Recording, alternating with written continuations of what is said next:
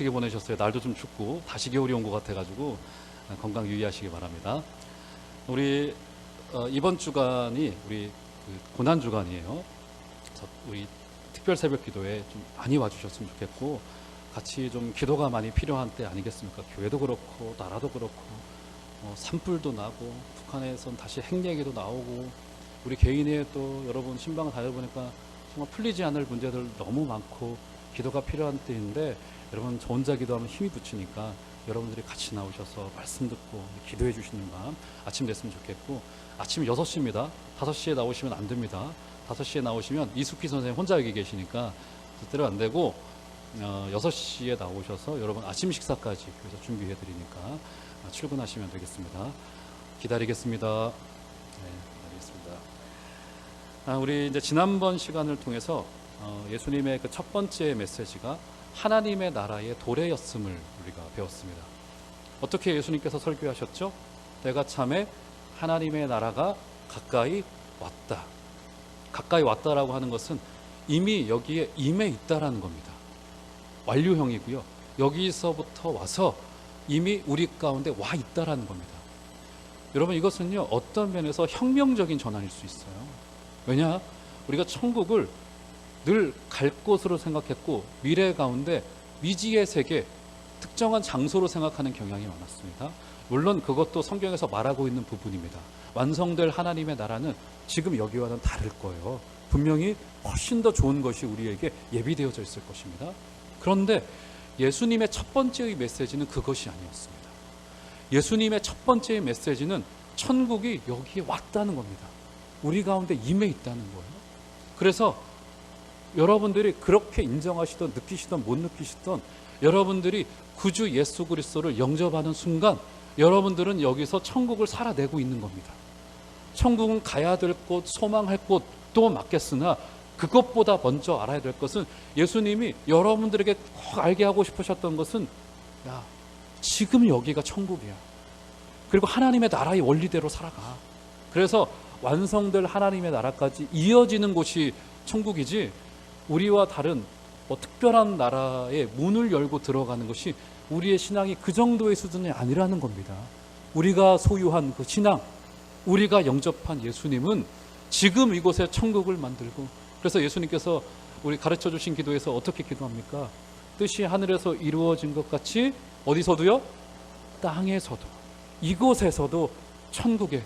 그래서 이 땅을 천국의 원리대로, 물론 불완전해요. 완전하지 않습니다. 완성되지 않았기 때문에. 그러나 이 땅을 천국의 원리대로 살아내 주시는 여러분들 되어 주시기를 주의 이름으로 부탁드립니다. 그래서요, 아마 우리 주위에 좀 안타깝게 보이는 것이 있을 거예요. 왜요? 하나님의 나라는 이미 왔으나 완성되지 않았기 때문에 여기에 우리의 소명도 발생하고 좀 우리의 그 안타까움도 있어요. 그래서 이제 제가 이제 섬겼던 목사님께서는 연중을 지나가다 보면, 그래서 뭐 교회 이런저런 것도 필요합니다. 뭐 눈에 늘 보여오는 게 있습니다. 저것도 필요합니다. 어떤 분들에게는 뭐 10대 청소년들이 너무 안타까운 마음이 들어서, 목사님 10대 청소년들에 대해서 투자도 해야 되고 주일학교 살려야 됩니다. 이렇게 좀 제안을 해주시는 분들이 계세요. 여러분, 그게 눈에 보여온다는 것은 그분께 그게 사명일 수 있습니다. 그래서 연말이 되면은 그렇게 제안하시는 분들을 그 보직에 이렇게 앉히면 됩니다. 주일학교 교사로 보내거나 이렇게 하면 적절하게 그분들이 정말 사역을 하는 것을 바라보게 되어집니다. 자, 오늘 이렇게 예수님께서는 하나님 나라의 복음을 전파하시면서 그의 공생의 사역을 시작하고 계십니다. 자, 그렇다면 오늘 본문에서는 예수님께서는 그 하나님 나라를 섬길 수 있는 일꾼들을 부르시고 있는 현장을 우리가 이제 보게 되어집니다. 여러분, 예수님께서 하나님 나라를 전파하시되, 여러분, 예수님이 무엇 부족한 것 있겠습니까? 천지를 만드시고 우주를 만드신 하나님이세요. 해와 달과 별들을 만드시고 온 인류를 창조하신 예수님께서 무엇이 부족해서 우리와 함께 일하시겠다고 하는 것이겠습니까? 여러분, 생각을 해보세요. 여러분, 어디 좋은 데 여행을 가거나 어디 맛집을 갔습니다. 그러면 정상적인 사람이라면 어떤 생각이 제일 먼저 들까요? 물론 맛있다 이 생각이 제일 먼저 드시겠지만, 정상적인 사람이라면 어떤 생각이 들겠죠?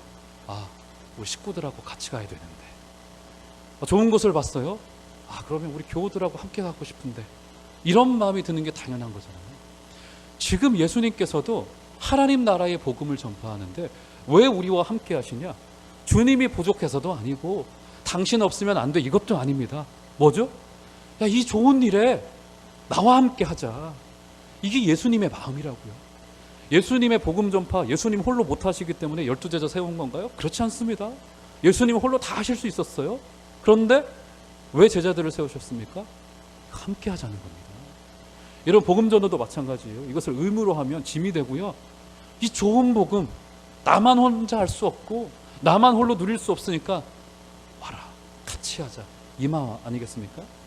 오늘 주님께서는 이 공생의 사역을 시작하시면서 12명의 제자들을 부르시면서부터 그의 사역을 시작을 하십니다. 그 사람들을 준비시키고 훈련시키셔서 그들을 통해서 일하셨어요. 그래서 공생애를 시작하시면서 사람들을 세우셨는데 어느 정도로 훈련시키셨냐? 그들을 부르시되 그냥 부르신 게 아니라 그들과 먹고 자고 동고동락하고 말씀을 가르치시고 비유로 말씀하시고 비유로 풀어주시고 때로는 혼내시고 때로는 격려하시고 때로는 너희들이 마귀를 파는 권세를 다 가졌다라고 격려도 하시고 하시면서 제자들을 훈련시켰던 것을 봅니다. 자, 오늘 그 제자들을 처음 부르시는 현장인데요. 자, 16절로 가보시면 16절 17절 한번 두 절 말씀 다 같이 한번 한 소리로 읽겠습니다. 시작. 갈릴리 해변으로 지나가시다가 그들은 어부라. 예수께서 이르시되 나를 따라오라. 내가 너희로 사람을 낚는 어부가 되게 하리라 하시니. 네, 여기서 16절에 보시면 누구를 부르시죠? 처음에 시몬과 그 형제 안드레다. 시몬이 누구입니까, 여러분? 예, 베드로, 옛이름이 시몬입니다. 자, 시몬, 그러니까 베드로와 안드레 형제를 부르셨고요. 자, 그 다음에 19절로 가보시면, 자, 19절도 다 같이 한번 읽겠습니다. 시작. 조금 더 가시다가 세베대의 아들 야고보와 그 형제 요한을 보시니 그들도 배에 있어 그물을 깁는데. 여기서도 누구를 불러요? 세베대의 아들인 야고보와 그의 형제 요한을.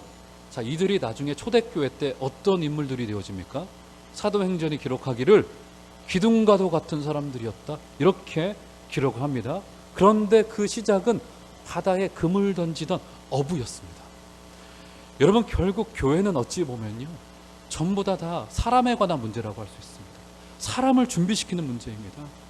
하나님 나라의 일은 행정적인 정비나 재정적인 넉넉함도 아니고요, 심지어 교회 건물도 아닙니다.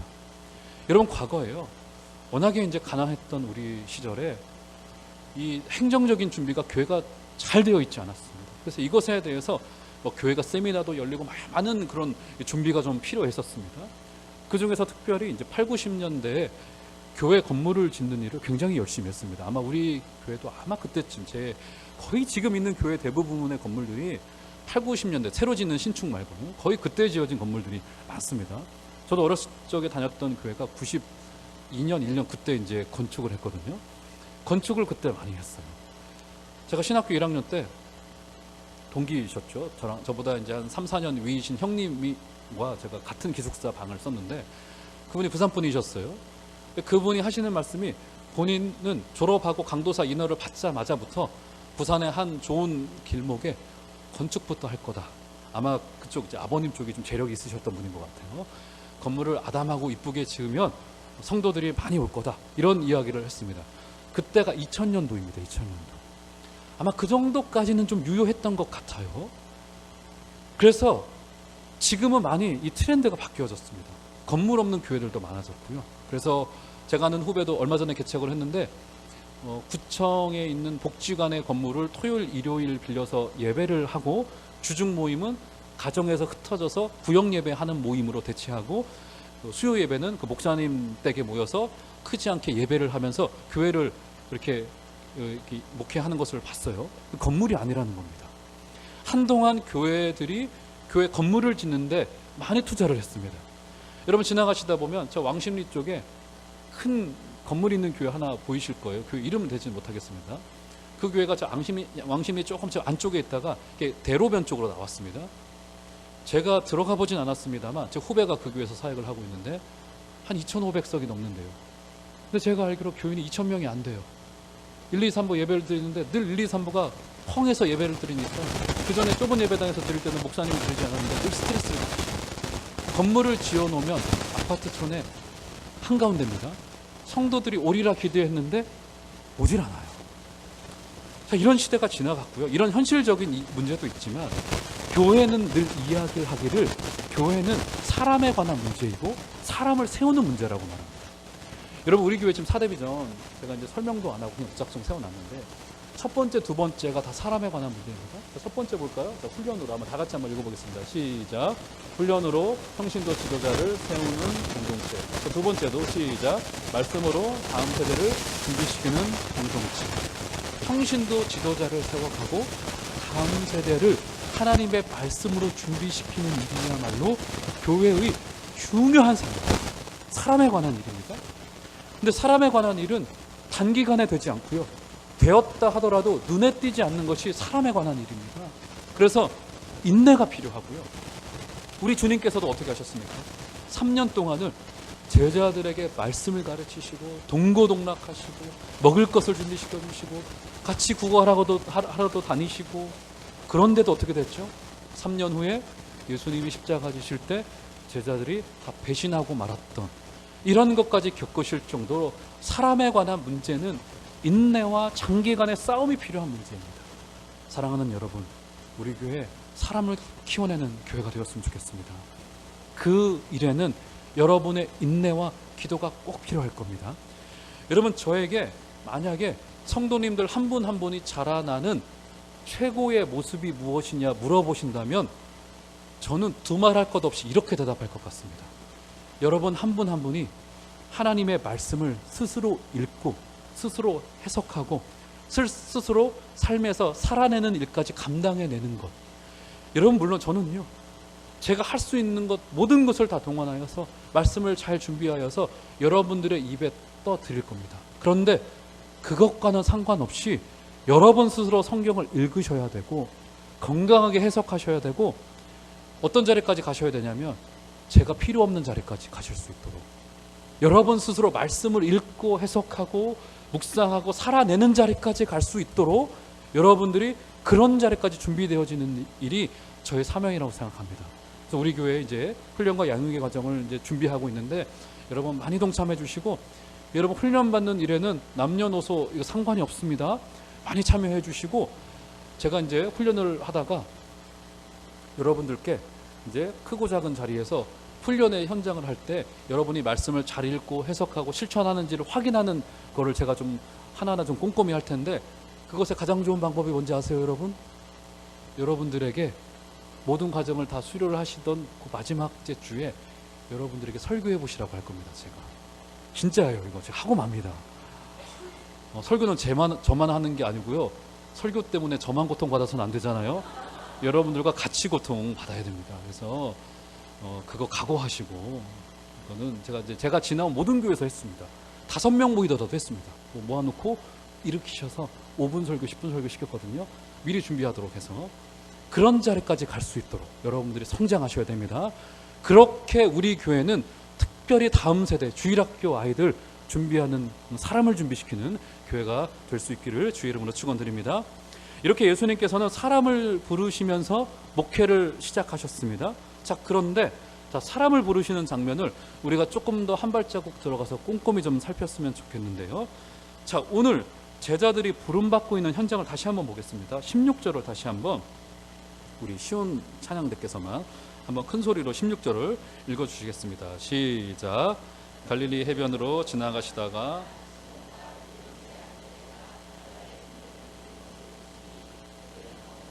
여기서 시몬과 안드레 부르시죠. 자, 19절은 다 같이 한번 다시 한번 읽겠습니다. 시작.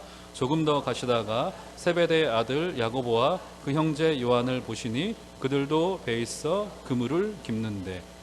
자, 4명의 제자들을 2차례에 걸쳐서 부르시는데, 자, 16절 19절에 보면 그들이 무엇을 지금 하고 있었습니까? 안드레와 베드로는 무엇을 하고 있었죠? 그물을 던지고 있었고, 그렇죠, 어부니까. 그리고 19절에 보면 또 야고보와 요한이 무엇을 하고 있었죠? 그물을, 그렇죠, 깁고 있었습니다. 제가 뱃일을 한 번도 안 해봐서 모르겠습니다만 아마 그물을 깁는 것은 바닷일을 많이 하다 보면 이 그물이 좀 이렇게 찢어져서 거기를 이렇게 꼬매야지 물고기가 빠져나가지 않으니까 아마 그런 일을 하고 있었던 것 같아요. 자, 이게 무슨 일입니까 지금? 예수님이 그들을 부르실 때 그들은 일상의 현장에 있었다라는 겁니다. 여러분 구약 성경에 보면 이런 일을 하고 있었던 현장이 많아요. 모세가 부름 받을 때 모세가 무슨 일을 하고 있었습니까, 여러분? 그렇죠. 양을 치고 있었습니다. 엘리사가 엘리야에 의하여 부름 받고 있을 때 엘리사 무슨 일을 하고 있었죠? 밭을 갈고 있었어요. 밭일 하고 있었습니다. 다윗 사무엘 선지자가 왔을 때 그가 무슨 일을 하고 있었죠? 그렇죠. 기름 부은 형들이 기름 부음 받는 그 현장에도 있지 않았고 양치는 목동으로서 지금 양들과 함께 있었습니다. 그리고 골리앗과 마주대하여 그가 역사의 전면에 나서게 될 때 거기에 왜 가게 되어졌죠? 왜요? 형들에게 먹을 것 갖다 주려고. 그렇죠. 그러다가 부름 받았다고요. 무슨 말이에요? 한 사람이 부름 받을 때는 그의 일상의 현장으로부터 부름 받는다는 겁니다. 일상의 현장에 부름 받는 장면이에요. 이것이 일반적인 방법입니다. 물론 사도 바울처럼 그런 특별한 현장이 있어요. 갑자기 하나님이 그를 붙잡으셔서 멱살 붙잡아서 가는 현장도 있지만 거의 대부분의 경우 하나님이 사람을 부르실 때 그의 일상의 현장으로부터 그를 부르신다라고 하는 사실을 기억해야 됩니다. 여러분, 하나님이 우리를 부르시는 것을 흔히 소명이다, 콜링이다, 사명을 준다 이렇게 이야기를 해요. 여러분, 그것을 우리가 지금까지는 너무 협소하게 생각을 했습니다. 목사들이 부름받을 때, 선교사로 부름받을 때만 소명이요 콜링이라고 불렀고 여러분의 삶을 소명으로 보지 않는 경우들이 좀 있었던 것 같아요. 지금도 그렇고 그런 사고가 있는 것 같고, 그래서 소명을 좀 특별한 것으로만 생각을 했습니다. 여러분, 그런데 오늘 말씀해 보니 그렇지 않고요, 예수님이 사람을 부르시되 일상의 현장으로 부르신다는 겁니다. 직장인이면 직장의 그 현장이 소명의 자리이고요, 가정의 주부면 가정의 그 현장이 사명의 자리이고, 방송국 사람이면 그 방송국 그 일하는 그 현장, 식당의 주인이면 식당의 그 현장으로 부름받는 겁니다. 우리 지난 주간에 하나님 나라에 대해서 배우지 않았습니까? 하나님의 나라를 다른 말로 하면 하나님의 통치, 하나님의 다스림입니다. 그러면 우리의 소명이 어떻게 될까요? 하나님의 통치가 있지 않은 곳에 하나님의 통치가 구현되도록 노력하는 겁니다. 식당의 주인이라면 어떻게 될까요? 음식을 깨끗하게 만들어서 맛있게 만들어서, 그렇죠? 오는 손님들에게 건강한 음식을 제공해주고 더불어 복음도 전하는 것, 이런 것이죠. 우리 영상 작업을 하는 방송국 사람은 어떤 비전을 가지면 좋을까요? 멋들어진 우리 안에 있는 창조성을 고양할 수 있는 아름다운 영상을 만들어서 사람들의 마음을 감동시키고 이 절망에 있는 사람들에게 노래를 만들어줘서 그의 마음에 위로를 주는 이런 역할들로 그 현장으로 부름받은 겁니다. 여러분, 물론 저와 같은 목회자로 부름받은 일은 특별합니다. 이것은 개인적인 확신도 필요하고요, 주위 사람들에 대한 인준도 필요하고요, 신학교의 과정을 거치면서 교수님들의 눈을 통한 확인 작업도 필요합니다. 특별한 부르심인 것은 맞아요. 그래서 어떤 생각이 있으셨냐면, 일반적인 직업을 갖는 것이 목회자로 부름받는 것에 비해서 조금 덜 고귀한 것이다, 덜 영적인 것이다, 목사 일이 더 영적인 것이다 라고 하는 생각이 있으셔서 여러분들이 굉장히 목사도 잘 존중해 주셨고 섬겨 주셨고, 특별히 우리 교회는 더더욱 저와 같은 목회자들을 잘 섬겨 주시는 것을 봐요. 그래서 좀 저 입장에서는 좀 부담되게 저를 좀 너무 특별한 사람으로 여겨주시는 것 같아서, 특별하지 않은데 제일 무서운 게 우리 집사람한테 가서 대화하고 분이 제일 무서워요. 무슨 말 할까 봐 저에 대해서. 그러지 않은데. 그리고 저도 똑같고요, 화장실 가는 횟수도 비슷하고 성경에 대한 지식의 수준도 사실 그렇게 특별하지가 않아요. 솔직히 그렇게 특별히 영적이지도 않습니다. 여러분, 그것은요 여러분이 하고 있는 일에 대해서도 마찬가지입니다. 목회 일, 설교자 일은 물론 특별하고 고귀한 부르심입니다. 하지만 여러분들이 지금 하고 있는 일상에서의 일이 제가 하고 있는 일보다 덜하거나 열등하거나 절대로 그렇지 않습니다.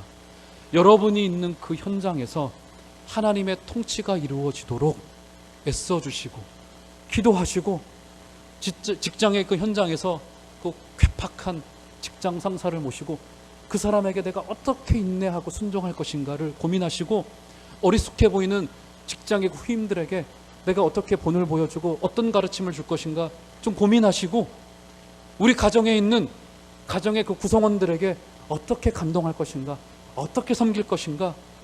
여러분, 그래서요, 마르틴 루터가 신학교에서 강의를 할 때 기록에 보면 이런 기록이 있습니다. 자기 후배 목회자들이 목회가 힘들다고 찡찡대니까 어떻게 이야기를 했냐면, 목회자들이요, 여러분들의 소명에 대해서 흔들리십니까? 그렇다면 지금 당장 가정에 가셔서 여러분들의 자녀들에게 젖을 먹여보십시오. 거기서 여러분의 소명을 발견할 것입니다. 여러분, 젖을 먹이는 그 현장이 소명의 현장이라고 하는 사실, 여러분 그곳에서 여러분의 소명을 다해 주시기를 주의 이름으로 부탁드립니다. 자, 이렇게 예수님께서는 제자들을 일상의 현장에서 부르셨다라고 하는 사실을 기억하시고, 자, 그렇게 부름받은 제자들은 어떻게 응답했나를 한번 볼까요? 자, 18절을 보시면 이렇게 말합니다. 제가 한번 읽어드릴게요. 17절부터 읽어보면, 예수께서 이르시되 나를 따라오라, 내가 너희로 사람을 낚는 어부가 되게 하리라 하시니, 18절 다 같이 시작. 곧 그물을 버려두고 따르니라 하고, 우리 20절도 다 같이 한번 20절 다 같이 읽겠습니다. 시작. 곧 부르시니 그 아버지 세베대를 품꾼들과 함께 배에 버려두고 예수를 따라가니라. 여러분, 마가복음에는요 곧 이 말이 많이 등장합니다. 그리고 마가가 이것을 기록했을 때는 과거의 일을 기록했는데 현재 진행형으로 많이 기록을 해요. 굉장히 생생하게 기록을 한 겁니다. 제자들이 곧 따라갔습니다. 즉시 따라갔고요. 지금 야고보와 요한도 어떻게 되어졌습니까? 아버지 세베대를 어떻게 했다고요? 배에 버려두고 따라갔다라고 합니다. 부름받는데 전제가 있습니다. 묵직하게도. 따라가는 것은 좋아요. 그런데 따름에는 분명한 전제가 등장하는데, 그게 뭐냐? 버림이라는 게 존재합니다. 우리가 버려야 될 것이 있습니다. 내려놓아야 될 것이 있고요, 우리가 포기해야 될 것이 있습니다. 한 부자 청년이 예수님을 찾아왔어요. 나는 십계명도 다 지키고 율법도 다 준수했습니다. 예수님이 어떻게 질문하십니까? 어떻게 도전하세요? 네가 가지고 있는 재물을 다 팔아 가난한 자들에게 나누어 주라. 그가 어떻게 반응하죠? 그가 근심하여 어떻게 했다고요? 예수님을 떠나가 버리고 말았습니다. 예수님을 따라가지 못했습니다. 왜요? 버리지 못했기 때문에. 예수님을 따라갔던 제자 한 명이 등장하죠. 예수님의 비유 속에 등장합니다. 마태복음 13장 41절인가요? 보면 44절인가요? 밭에 감투인 보아의 비유가 등장하죠. 한 소장농이 밭을 갈다가 조그만 밭에 있는 보아를 발견해요. 그가 어떻게 합니까? 집에 있는 가산을 전부 다 정리해서 그의 재산을 전부 다 들여서 어떻게 합니까? 보잘것없어 보이는 밭을 다 삽니다. 이게 어떻게 가능했을까, 여러분? 제가 그럼 이렇게 질문해 보겠습니다. 그 밭을 산 가난했던 소장농은 손해본 겁니까? 이익을 본 겁니까? 어떻게 된 거죠? 손해본 게 아니죠. 왜요?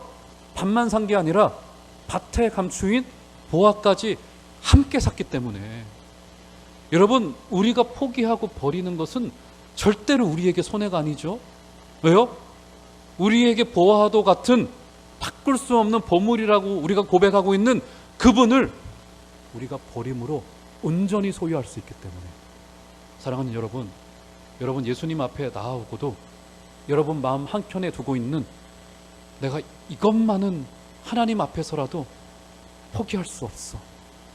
그것이 내 자존심도 될 수 있고요, 사람에 대한 생각도 될 수 있고요, 물질에 대한 문제도 될 수 있고, 자녀에 대한 문제, 미래에 대한 문제, 어떤 것이 누구에게도 고백하지 못한, 내가 포기하지 못한, 그거 버려야 주님 따라갈 수 있습니다. 그리고 그것 버린다고 절대로 손해가 아니라고 하는 사실을 기억하시기 바랍니다. 여러분들에게 오히려 이익이라고 하는 사실을 기억하시길 바라요. 저는 주식을 한 번도 안 해봐서 모르겠으나 어떨 때 주식을 투자합니까? 어디에 투자하죠? 어떤 종목에 투자합니까? 이익이 될 것에 투자하는 것 아니겠어요? 당연히 우리도 이익이 될 것에 투자하는 겁니다. 눈에 보이지는 않으나 천지를 창조하시고 우리를 구원하시고 자신의 생명을 아끼지 아니하시고 내어주신 그분을 소유할 수만 있다면 우리가 무엇을 포기 못하겠습니까? 제자들은 일상에서 손에 쥐었던 그물을 배에 버려두고 예수님을 따라갔습니다. 진정한 제자로 가기 위해서 여러분들이 지금 소유하고 있는 그것 내려놓으시고 주님을 따라가시는 과감한 결단이 있으시기를 주의 이름으로 축원드립니다.